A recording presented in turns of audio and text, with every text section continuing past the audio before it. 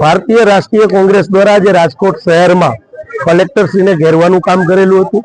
એસઆરની જે કામગીરી ચાલી રહી છે એ કામગીરી 15 દિવસ પહેલા પણ અમે રજૂઆત કરેલી હતી। આજે એનો જવાબ લેવા માટે અમે આવ્યા હતા। જે એસઆરમાં ફોર્મ નંબર 7 નો ગેરઉપયોગ થયો છે એ ગેરઉપયોગ દ્વારા ભારતીય રાષ્ટ્રીય જે ચૂંટણી પંચ છે આપણું એમની કલમો છે કે કોઈની નામે માહિતી છુપાવી, ખોટા નામે સિગ્નેચર કરવી અથવા ખોટા નામે ફોર્મ ભરવા, તો અલગ અલગ એમની જોગવાઈઓ છે કલમો મુજબ। તો એમની ઉપર એફઆરઆઈ નોંધાવી જોઈએ। એ સિગ્નેચર કોની છે એની તપાસ થવી જોઈએ। હસ્તાક્ષર કોના છે એફએસએલ રિપોર્ટ તપાસ થવી જોઈએ। એફએસએલમાં એમનો રિપોર્ટની તપાસ થવી જોઈએ। ક્યાં પ્રેસમાં છપાણા છે એની તપાસ થવી જોઈએ। ઊંડાણપૂર્વક તપાસ કરીને આની ઉપર એફઆરઆઈ બનાવીને પગલાં લેવા જોઈએ। કારણ કે લોકશાહીની અંદર મતાધિકાર સૌથી મોટું હથિયાર ગણાય છે લોકો પાસે।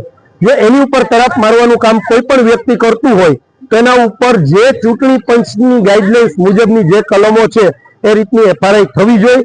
આ બાબત અમારી ઉગ્ર રજૂઆત કલેક્ટરશ્રીને હતી। અને જે ફોર્મ ભરાણા છે એમાં અધિકારીઓની પણ ક્યાંક મેલી મુરાદ હોય તો અધિકારીઓ ઉપર પણ પગલાં લેવા જોઈએ। આ પણ ચૂંટણી પંચે જે ગાઈડલાઇન્સ જાહેર કરેલી છે એની અંદર પણ છે। તો જે ચૂંટણી પંચની ગાઈડલાઇન્સ પ્રમાણે તમામ લોકો ઉપર જે દોષિત છે એના ઉપર પગલાં લેવા જોઈએ। કારણ કે લોકશાહીની અંદર કોઈનો મતાધિકાર છીનવાનો અધિકાર સમગ્ર ભારત દેશની અંદર કોઈની પાસે નથી। આ બાબતને લઈને આજે અમે એગ્રેસિવલી રજૂઆત કરેલી।